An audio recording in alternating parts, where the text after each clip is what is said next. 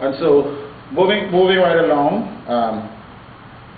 we started over with bugles. Bugles was the order of the day. You couldn't find much buglers back in the day.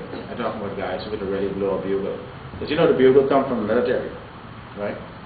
And so that was what added to the melody, just the bugle.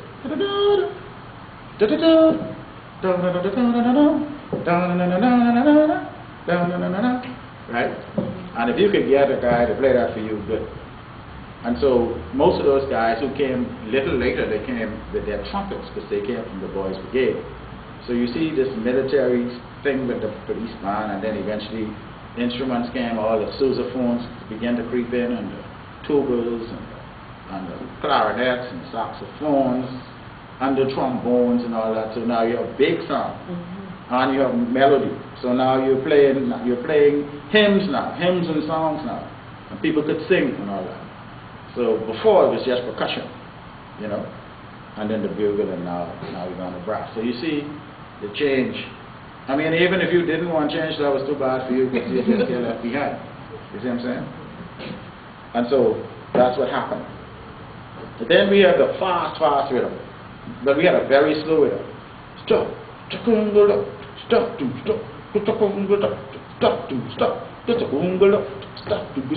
right? And then it went up, right? And then it was so fast that, I mean, you'd get exhausted by the time as you, with the fast pace, by the time as you get to the door, historical door, you gasping for breath, you know? So then we had to slow down again. So we went from very slow to very fast. Now we have we have a moderate kind of rhythm that, you know, you can groove along to. So you see how the beats, even the beats have sort of changed over the years. We used to rush from our camps one time ago.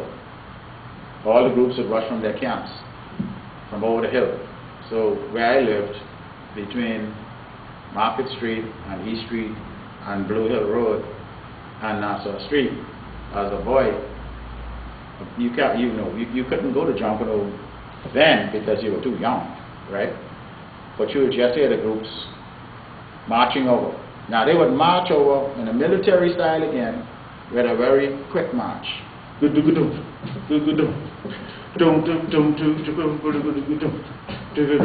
Follow me? Yeah. Now we don't do that anymore. We don't do that anymore because now our groups got so big, our costumes get so huge, right? Our numbers have increased tremendously. We just cannot do that anymore because now we have these big pieces. We have to get them to the parade, and so you have to start moving. Early Christmas morning, you got to make your way to get on spot, right?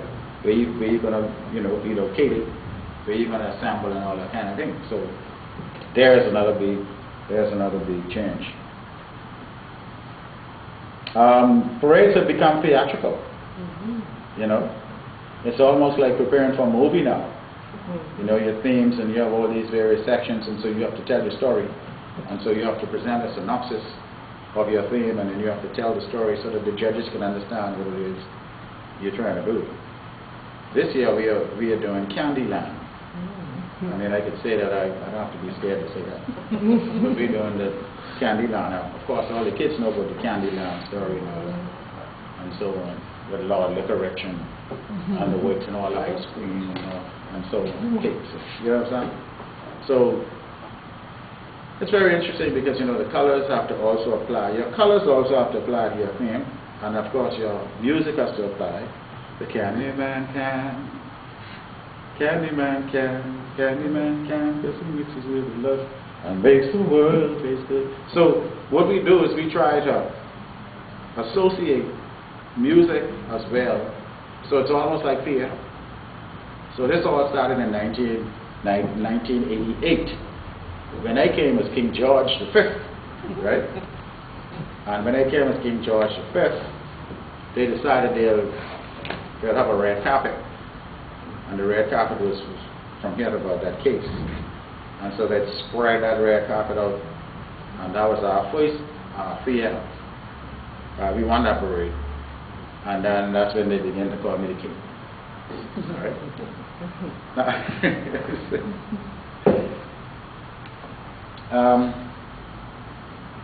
So a lot of things we don't do anymore. And then, like I say, things change, but then in most cases they remain the same. Judges actually, they are cited when you kind of add the theater, you know, to your show. Broadcast. Television didn't come in until 1977, when ZNS first started their ZNS 13 television. And so prior to that, if you wanted to see Junkanoo, you had to come to the parade. You know, nowadays people stay home. They ain't got to come out no more where you watch it on TV. You know, and also there was a time when the newspapers would carry everything, but it'd be in black and white because there wasn't no color film. You know, nowadays you get color film, so you get your pictures in color. You see, so see the changes. Yes. Now you get television, you know, you stay in your bed and watch. You know, and that's how it is. And then the government at one time was not responsible for the organization of the parades. The parades were organized by what we call the Junkanoo Masquerade Committee, which was made up of prominent Bahamian businessmen who decided they would come together and they would organize themselves to run the parades. All right, and as a result, that worked very well for a while. And then the government crept in. The Ministry of Tourism took over and they formed what they call the National Junkanoo Committee. And so that is where the government came into play. And the government began to present checks to groups now, seed funding, to help us along. We get good money from the government to do that. And now we have the Junkanoo Corporation of New Providence, which is another body who actually looks at and facilitates the groups themselves in some way or the other, with prize money now as well as some other stuff. And then of course, free dancing, simple free dancing to Junkanoo music, like they say. Even you could, if you want to, you could dress up and you do whatever you feel like doing. You may be off time, but it don't matter. You just doing what you was doing, right? I mean, it's a free spirit. You see? And so now we still have the free spirit, but we also have now what we call choreographed dancing, right? Where we have these sections of women who actually are coordinated, and then they are synchronized, so they all move the same way in the same time, in the same place. And so I tell you this. What caused that was one group saw a junior group from the schools doing choreographed dance. Because choreographed dance was not the main attraction in Junkanoo. All right?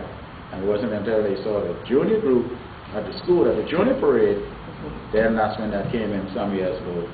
Now, it's a big thing now. So you have this big change now. You have to synchronize dancing. And we have gone from strutting to shuffling. You know, from strutting, where strutting is like strut. Right? And everybody, you know. and so I created a dance called the Vola Shuffle. I didn't call it the shuffle, they call it the shuffle. Right? It's called the Vola Shuffle. And you would not believe where that came from. There's a man out there I need you to get a picture of for me of there, please, Andrea. You know him very well. He's barefoot. All right, barefoot. You see him? All right. There's a Sweet Richard. Now I don't know if any of you knew of him, but Sweet Richard is also from Mason's Edition. And he would always be wielding a cutlass at me when I was a boy at Junkanoo. And my father would take me out to Junkanoo. This was 1957 here. And he would have this wheel in his cutlass. He always had a cutlass axe. And I love him so much. He doesn't have on a cloak on this picture, but he loved his capes because he dressed like a pirate. He's dressed like a pirate. See the swashbuckler, bareback, of course, beads, and what have you. And okay, sweet influence, my dad. And he died on the day I was born. But I mean the same date that I was born on. And so I am now the living Sweet Richard. Okay. So you see how this thing evolves? You see, from one thing to the next. All the groups have what we call leaders. Like I'm the leader of the Saxons. Gus would have been the leader of the Valley Boys. He passed away. So I am the only leader left in the world of Junkanoo. But they have just made me leader for life. And so what is happening now is that they have chairmen now. All right, groups of chairmen. See that? No leaders anymore. They have chairmen. And the chairmen have their committees. See what I'm saying? So they have their committees, they have representatives in all other areas. And so I want to close with this, that I was a prince. Now I'm a king. Okay, let me just do some pictures first before.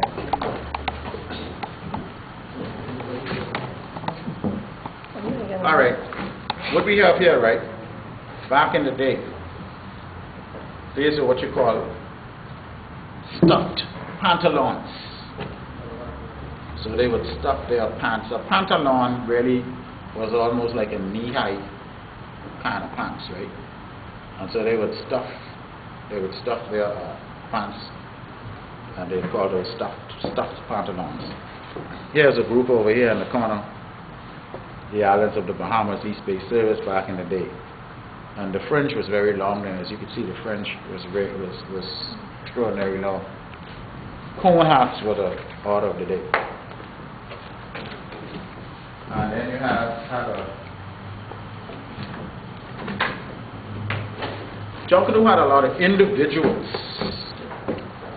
individuals taking place. We don't have much of that anymore. You have individuals now, but it's not just a man now, it's like a costume. So here's a guy with a dragon. All right. Here's a guy with a very, very tall hat there. See the long fringy fringe over here on your left, on your right hand side if you're looking at it. That's what Junkanoo used to look like. Junkanoo was scary. Alright. Then you had men actually dressed as women. You see over here? It's a man. You see? Now the reason for him doing that is because he was in total disguise. You would not have known who he was, because now they have all these screen wire masks. These were screen wire. It's just like what we call the screen door. That's what we used to make the mask out. So you do a screen mask, and then you would paint the nose and the eyes and the mouth on it. You could see out of it, but they can't. You could see out of it, but they can't. You can't see who they are. Okay. Here's a picture of my brother. There he is. Back in the day, he's conducting. He actually, you know, like how the policeman will have their drum major. Well, he used to be a drum major for us, and he used to have his sticker. He was there. So the drummers and the bellers would be able to have something to follow. See what I'm saying? Over here is Tony Carroll. He was also a very an individual man, and he used to dress up in all kind of stuff. He was in Hollywood, actually, real Hollywood, okay, and he was a big fella. I'm talking about Mr. World, you know, real big guy. This is a woman who actually, for the first time, became a woman carbella. Linda Stubbs. She was the first woman carbella. And so she encouraged women to be a part of the, of course, the makeup of the music. All right. And this is the famous John Chippy Chipman in the corner here. Y'all know Chippy? All right. It's John. Soon to become Sir John. All right, let me guess. Huh? Oh. Y'all know who that is? This is the king of Junkanoo. Yeah. That's an old picture, actually. I was much younger then.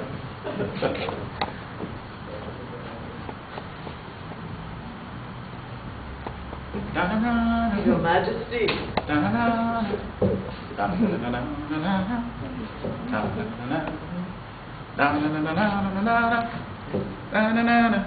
Now, of course, you know, I just have to do this because I have to control this thing, you know. And the gloves and all the boots and all that stuff will come.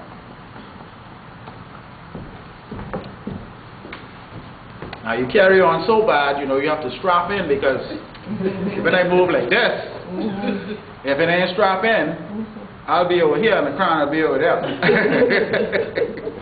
You understand me? So I created a dance called the Vola Shuffle.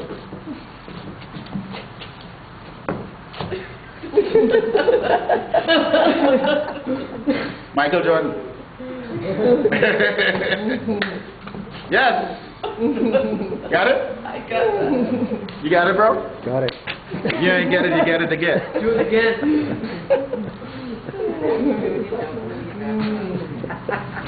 Colorful. All right. Now, when Sweet Richard came, he used to chop. So, I started doing this. Well, I used to chop it to one hand because I used to have a wooden cutlass. But I realized that I was only using the right side of my body. So this was dead. You see? So I said, now hold on now. Let me drop this cutlass. So I started chopping from left and right. You see what I'm saying? And you could come if you wish. Excellent. Right? This is fun. This is fun. This is fun. This is fun. I have a new Junkanoo CD album that's coming out for Christmas. You want to keep that Featuring. on, right? Oh, sure.